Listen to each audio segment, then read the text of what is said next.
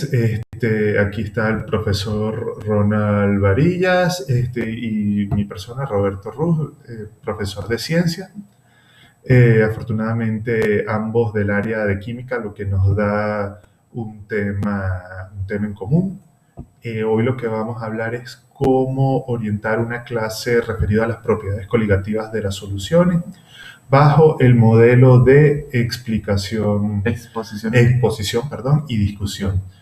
¿Qué sucede? Estos temas de nosotros son o involucran conocimientos específicos, desarrollos matemáticos, que si tú estás haciendo una discusión o tú esperas que se dé una discusión al respecto, tú no puedes esperar que los estudiantes te contesten directamente una pregunta, pues, porque, ¿cómo es el modelo, qué sé yo, de gases reales o lo que sea?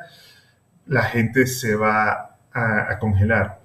Lo que estamos buscando entonces es generar un conjunto de preguntas que generen discusión, pero una discusión entre los propios estudiantes. Tú en ese momento no intervienes, tú esperas que ellos discutan entre sí, que lleguen a sus conclusiones, te das un tiempo prudencial para ello. Cuando tienes esas conclusiones, ahí sí recopilas las intervenciones de cada uno e intervienes tú orientándolo a las preguntas siguientes. Adelante, Ronald. Bien, el objetivo de la clase, en una primera clase de propiedades coligativas, es justamente introducir este nuevo concepto a los estudiantes. Pero para ello es necesario, evidentemente, partir de los conocimientos que los estudiantes ya poseen. Las preguntas que desarrollamos las consideramos como organizadores avanzados, es decir, preguntas a partir de las cuales vamos a partir de los conocimientos previos que los estudiantes poseen en materias ya cursadas, en el caso de Ciencias Química 21, en el caso de Ingeniería Termodinámica, y a partir de estas preguntas el objetivo es orientar el conocimiento hacia la comprensión de las propiedades coligativas, es decir, cuáles principios son de los cuales se basa el ingeniero para poder comprender o entender el efecto que tienen las propiedades coligativas sobre las soluciones. Las preguntas que desarrollamos fueron las siguientes. Cuando preparas una solución, ¿qué observas? ¿Existe algún cambio en las propiedades del solvente? La segunda pregunta sería, ¿cómo clasificarías los cambios observados en el solvente? ¿Por qué crees que ocurren estos cambios? La tercera pregunta es la siguiente. ¿Cómo relacionas estos cambios en las propiedades físicas con los procesos de equilibrio de fases discutidos previamente? Y la cuarta y última pregunta sería, así como los equilibrios de fase dependen de la presión y la temperatura, ¿qué otras variables consideras se deben incluir en la descripción matemática de las soluciones y sus propiedades? Sí, aquí, bueno, las propiedades coligativas son 4. Cambios en el punto de fusión, en el punto de ebullición, presión osmótica y descensos de la presión de vapor.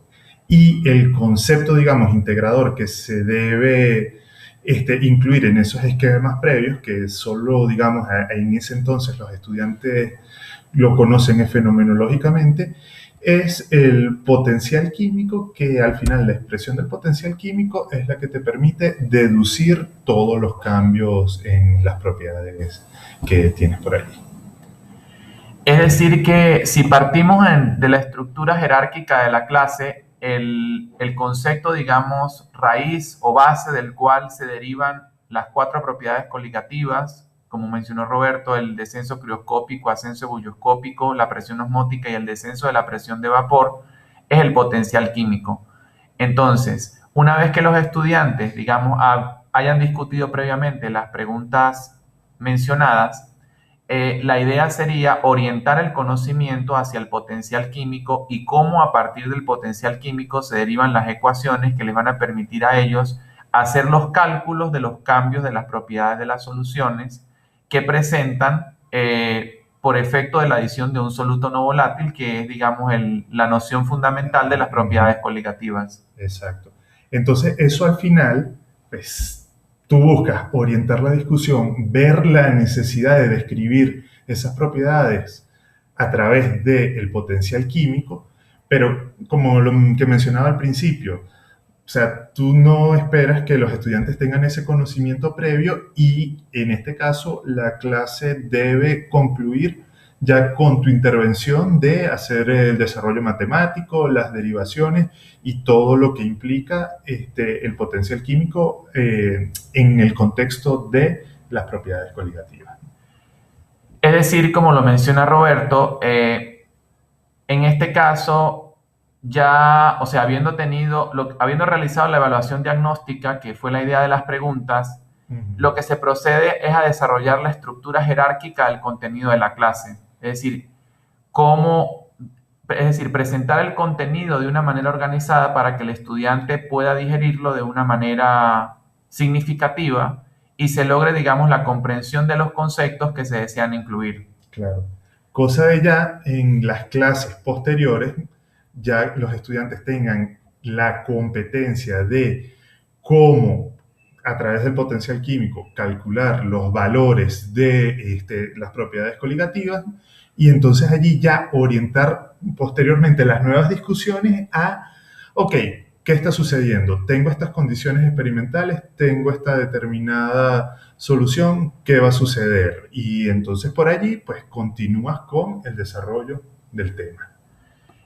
Esto que menciona el compañero Roberto sería más que todo la verificación del aprendizaje. Es decir, una vez ya habiendo desarrollado lo que fueron las propiedades coligativas, se procede es a monitorear si realmente el estudiante, digamos, captó el conocimiento, logró el aprendizaje significativo o no lo logró. Y eso se verifica justamente mediante ejercicios o haciéndole preguntas referentes a los cambios sufridos por una solución. O sea, ¿cómo cuantificas estos cambios? ¿En base a qué principio los cuantificas? Justamente la idea es eso, verificar si realmente el concepto de propiedades coligativas se comprende con exactitud y en caso negativo ver cuáles son las fallas que tienen los estudiantes para posteriormente corregirlas. Sí. Bueno, el método de exposición y discusión, digamos, para esta área de conocimiento en la que trabajamos nosotros, digamos, requiere de parte de uno un esfuerzo, digamos, previo de ir desarrollando cuáles van a ser estos organizadores avanzados, estas preguntas que estás haciendo, pero a su vez entonces estás fomentando la construcción del conocimiento de parte de los estudiantes. Pues bueno, este ha sido nuestro aporte respecto al tema. Pues espero haya sido de su agrado.